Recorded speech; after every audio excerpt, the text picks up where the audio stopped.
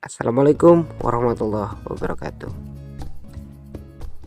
Kita hidup di dunia ini sebagai seorang manusia yang diciptakan oleh Tuhan Allah Subhanahu wa taala.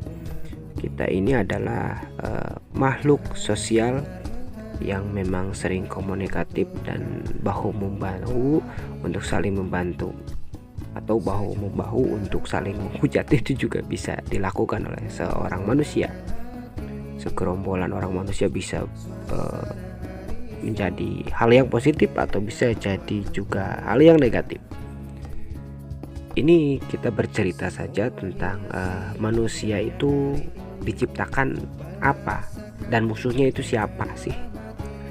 Manusia kadang-kadang lupa kita sebagai seorang umat muslim, manusia itu memiliki musuh. Nah, musuhnya itu seharusnya bukan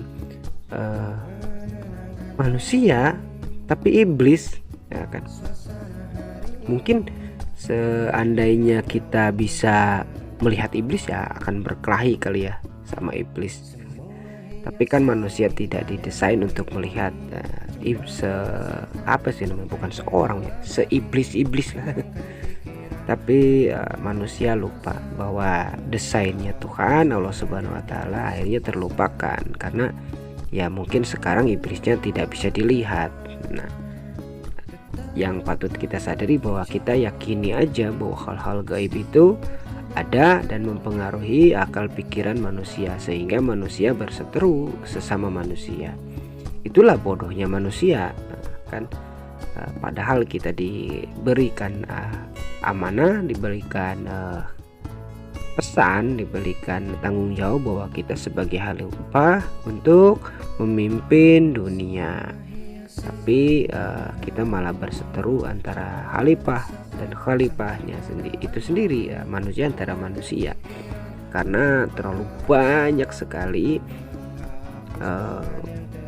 sosial ya, ruang lingkup manusia saling bersaing gitu, saling menginginkan ya jadi yang terbaik gitu. Pada akhirnya ketakutan itulah takut direndahkan, esensinya akhirnya lupa bahwa musuh manusia itu ya iblis tadi.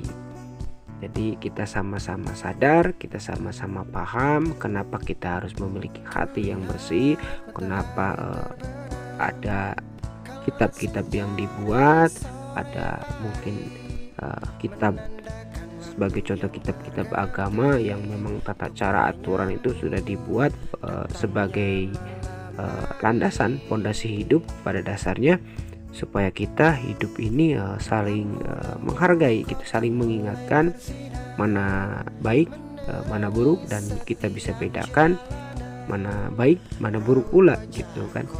Nah, kita saling menegur, tegur sapa, mengingatkan bahwa ini jalan baik, jalan yang buruk.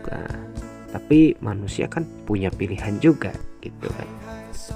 Silahkan, ada resiko.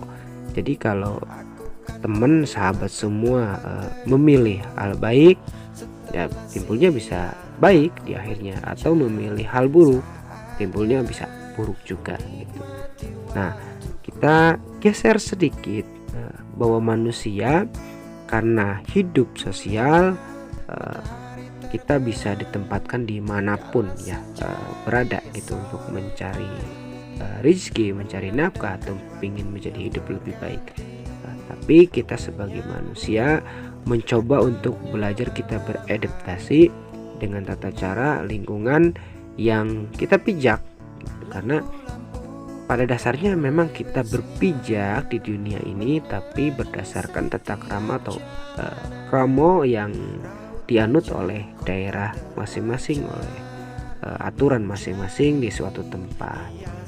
Sebagai contoh, bahasa pun kita coba memahami akhirnya pada dasarnya kita harus menggunakan bahasa yang universal. Nah, ini contoh dari segi bahasa.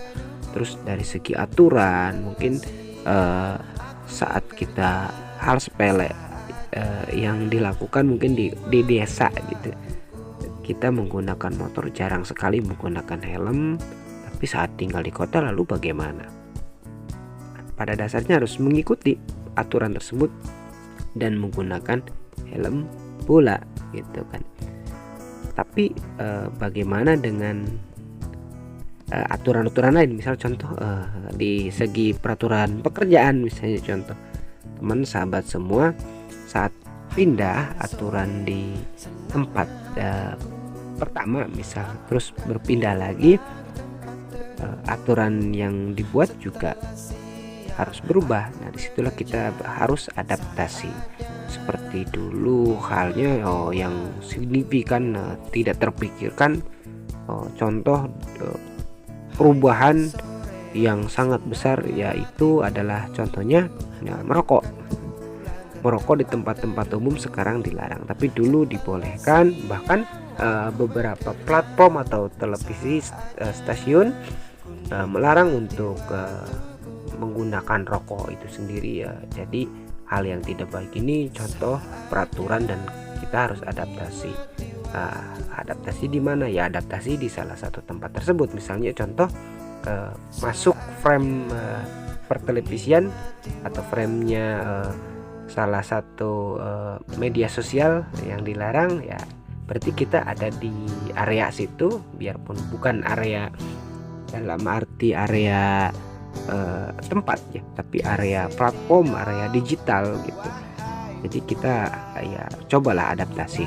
Soalnya saya juga pernah merokok gitu di salah satu media sosial, dapat warning lah gitu bahwa melakukan pelanggaran pada dasarnya itulah.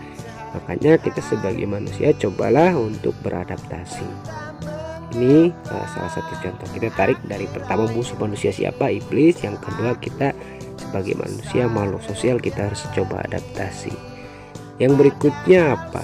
Nah, manusia ini sudah harusnya memiliki respect ya, saling menghormati aturan-aturan tadi. Cobalah kita saling menghargai, menghormati. Adabnya memang orang yang lebih tua kita patut hargai gitu, dan istilahnya yang lebih tua pun harus menyayangi ya, mendidik anak-anak yang lebih muda. Itu aturan tata krama yang memang pada dasarnya manusia harus melakukan itu supaya berkelanjutan kehidupan, bahwa manusia ini harus terus. Apalagi yang saya bilang ini cerita-cerita tentang manusia.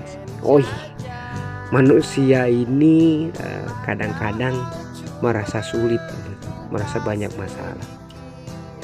Setelah kesulitan yang saya lewati, manusia sebenarnya makan dan minum, mungkin menutup, mempunyai pakaian ya yang layak, bisa menutup, tidak ada masalah sih. Tapi kenapa masalah itu timbul? Karena manusia ini mempunyai keinginan. Jadi manusia ini keinginannya sangat banyak, akhirnya jadinya ya masalah gitu. Jadi buat dianya, jadi timbul masalah karena keinginan manusia, pikiran manusia ini jadi lebih baik, mungkin ingin menjadi apa itu. Jadi pada akhirnya manusia ini memiliki banyak masalah karena kemauannya. Kita cerita apa lagi nih? Nah, manusia, nah itulah manusia, nanti kita potong mungkin di part selanjutnya kali ya. Nah itu saja, sekian. Wabillahi taufiq wal hidayah. Wassalamualaikum warahmatullahi wabarakatuh. Tetap dukung ya cerita-cerita ini. Terima kasih.